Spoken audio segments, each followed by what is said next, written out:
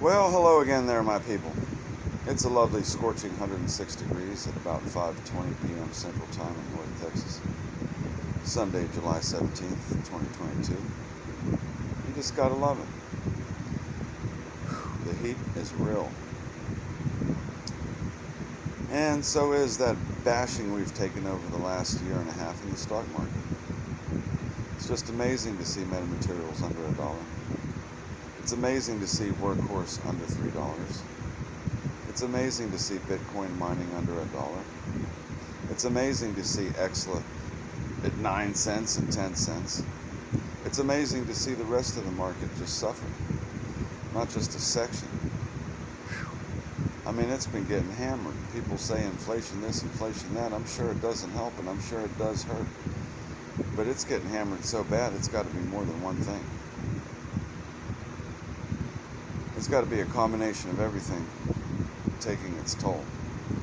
For those with money and patience and the ability, it's a perfect buying opportunity. Lord knows when it will recover, but it will, so that's pretty much what it is. And that's just destroying all kinds of portfolios and families and lives. It's pretty hardcore. It's when they say as real as it gets, or it's real in the streets. It's real, on Wall Street. So this Monday, the 18th, coming up, I have a day off. I just started a job last week. I've got 4 days in a row. I'm off today and tomorrow. So my schedule will be Tuesday through Saturday, making dough at a pizza place. So I'm going to do that to try to make real dough on the stock market. Hopefully one thing helps the other. Unfortunately, it's going to take more time than I'd like, but hey, isn't that what investing's about? So my curiosity will be, how long do we have until MMTLP switches over to NextBridge, becomes a private company? They say there's such an advantage that we won't get shorted. I want to know what brokers out there are going to allow you to buy it. What kind of fees are going to come with buying it? Those are questions that I need answered for my own personal interests and investments. I'm sure plenty of you guys have plenty of questions that you need answered, especially for metamaterials and George Palacaris' lack of transparency for so long, and the excuse of it being oil and hush-hush. I'm sure in the end, after all the paper hands have been shaken out, and all the diamond hands that had no choice but to sell or literally die, they're shaken out. Until everybody's disgusted and sick and tired, and the sentiment is just completely down. Then, those rightful shareholders of that Ora Grande project, those 3.2 plus billion barrels of oil, all of that gas that should give us double digits in our dividend just from the gas alone, not to mention anything about rare earth minerals and all the possibilities that comes with that. The military wanting it, lithium-ion batteries. I don't know. I'm stretching, but is it really a stretch? I got into metamaterials. I got into Torchlight December 8th, 2020, as a lot of you guys have known from me repeating it constantly. And a lot of YouTubers came out. Sterling Stocks was one of the first. He came out around March 2021, and he was hitting it hard for metamaterials and Torchlight. Such a big source of information. Of course, he always believed that the special dividends would be no more than $5 or $6, with a realistic estimate, and not let his hopes up of $1 to $3. He went out there and rented a room during a convention while George Palacaris was out there in Vegas, at a booth showing, his technology. And in that conversation he had with him, he said something like on the lines of, I know you don't really care about the MMTLP or the Torchlight investors, but such and such, and Kenneth Rice and George Palakarish, you could see their body language, their hand gestures. Bird Lady likes to call Ken Karate Chop Ken for that very reason. And they were basically telling him, hey, don't put words in our mouth. Make no bones about it. We're going to get the maximum value for the original shareholders of the Torch. Of course, and everybody says, well, what does that original mean? Does that mean MMTLP is not tradable? Is it not our special dividend? Is it this? Is it that? So many questions. John Bird is saying that, at least two brokers got together with these hedge funds and allowed it or made it transferable because of that word being listed in paperwork. We're left to speculate how much he knew and didn't know, and we look over at Terry Yonkers, a real catalyst, a real bull for metamaterials and MMTLP. But Terry's one of us. He only knows what we know. He gets information like anyone else, and he shares it. Nothing wrong with that. That's all we can really do, isn't it? For the most part. Unless we have some kind of insider information, which I believe that's illegal. I also believe what these hedge funds and shorts do to us should be illegal. And John Bird agrees with that as well. He mentioned something about that a couple months back via videos from Terry Yonkers by the Dip channel. So, John Berta owns 2 million shares. He didn't sell at the top. He holds for a reason. Follow the money.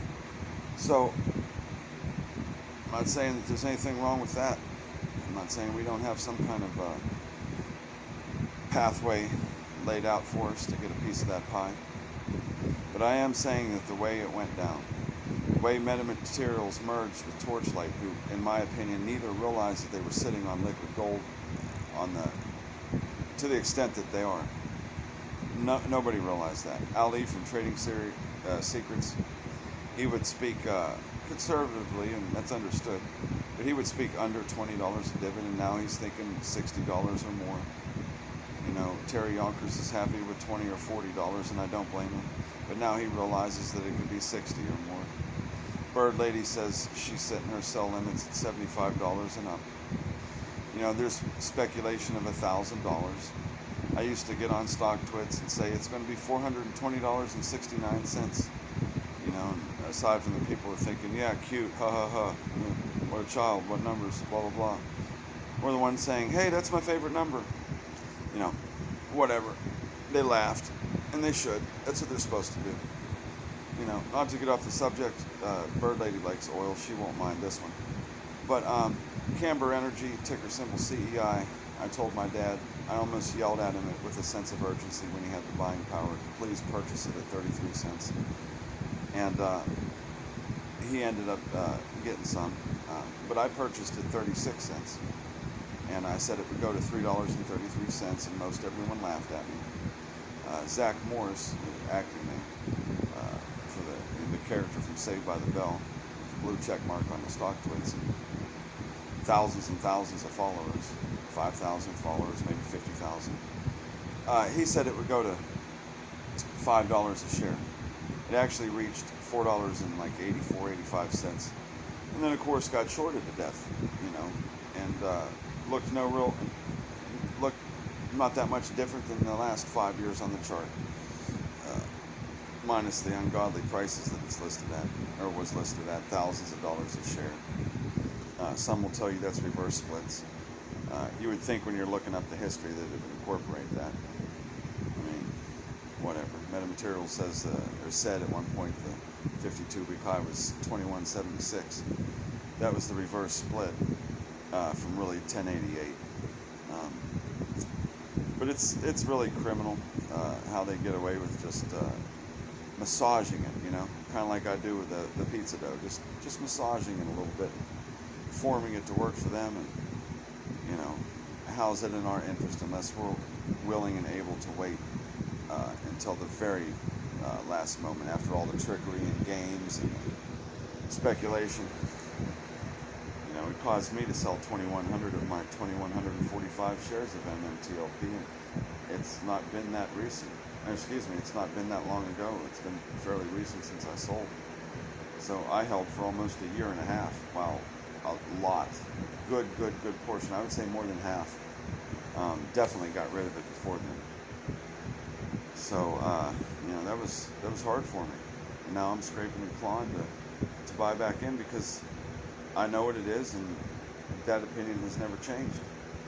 Life happened for me, not an opinion change. So I won't be surprised if the MMTLP ends up being $2,000 a share. I would not be the least bit surprised. And my measly little 45 shares I still have that I've held on to, I would still make it life-changing for me, even at $100, even if I only got $4 grand. It'd be a longer road, and I would be sick to my stomach, but I would still continue to not give up and make it work. That's just how we roll with the stock market as investors, regardless of our strategy. If you don't like that, you don't have the patience for that, the stomach for that, I can use other adjectives, and just go to the casino or buy you a lottery ticket or a scratch off. Because unless a business is going out of business, the only way you sell is when it's down. That's the beauty of the stock market. What goes up must come down, and what goes down eventually comes back up. It's our job to find those support and resistance points, and incorporate our particular daily and weekly and monthly and yearly strategies. But there are definitely things to think about when you're an investor with your life on the line, and every penny you have matters. And you've watched your portfolio go from a lot to, I was going to say a little, but virtually nothing. You can't help but to have questions and wish and hope for transparency. On the transparency point and issue, kudos to John Berta. He's definitely been an advocate for the people. Who knows what he really knows that he wasn't able to share for legitimate legal reasons or not. But a little something is better than a lot of nothing.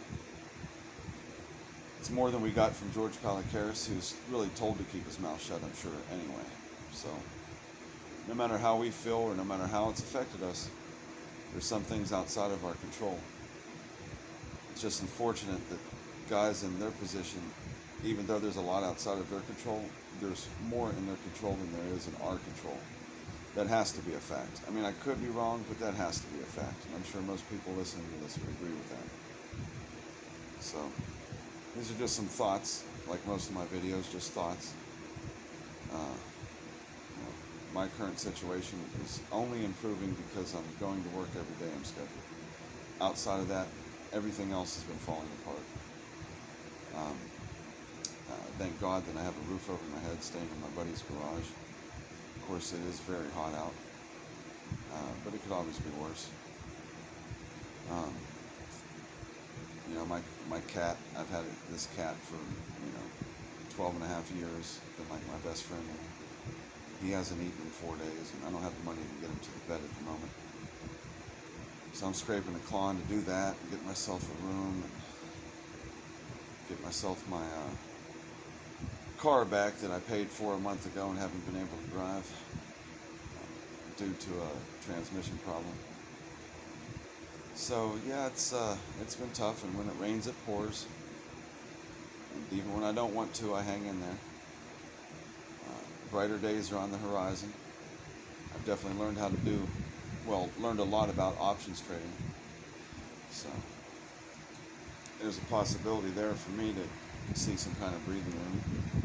I'm hoping for a workhorse to hit $3 and Bitcoin mining to hit $1. Hoping for EXLA to make a recovery at least by December. Hoping metamaterials hits $1.50 in a month. I mean, there's things I hope for. I can't count on any of them coming through, but if any of them do, if I just get a little break, CGC if it hits $4, things like that could help my life. But outside of that, I have to go back to work, and I have to put my hard-earned paycheck into the stock market just to hope and pray that, we're at our floor and the manipulation is over. And it'll always be there with different stocks. That's something I've learned the hard way and have to come to accept. But if you're smart and you are determined, you have the buying power, any buying power to grow your portfolio, then you have a chance. And that's been my mindset since I got into the stock market and realized profits and potential. Felt that excitement that hitting the bonuses on a slot machine can't compare to. I don't know if anything outside of having children compares to that feeling. So, or love, even though it's money, and I'll take love and the good Lord over money any day. In this world of struggle and poverty and ups and downs, and how most people are one paycheck away from my situation themselves, or worse, yeah, I'll take hope any day. I'll take a ray of light any day. And let's see some green, man. Let's just see some green on the overall market this week. Let's see some life, some signs of life, some hope. And all I can do is hope and pray that all of us, everybody with good intentions and good hearts, got their mind focused on what they have to focus on, whatever they've invested in. Let's just hope for good luck and wish everyone well. Let's not be haters. I mean, we've got shorts and we've got bears and we've got people with different strategies, but let's hopefully let's all win in the end. And I'll have some more videos coming out with some actual due diligence on particular stocks that I've got my eye on now, and things I plan on investing in the future. Timing is key. Don't we all know that? I appreciate your time spending it with me, and watching me hopefully grow into the investor that I visualize, and I believe that I can be, just based on my track record and my current feelings. So, you guys, you keep your heads up. I'm going to keep my head up. I appreciate everybody's love and support, thoughts, prayers, and concerns. They're always welcome. Let's keep an eye out on pre-market, the day tomorrow, the Monday market, and after hours. Like I say, I got to work Tuesday to Saturday, or Tuesday to Friday as far as the market days are concerned. But I'll be spending a lot of my time with my nose in the stock market tomorrow. Until then, good luck to all, and see you at the bell.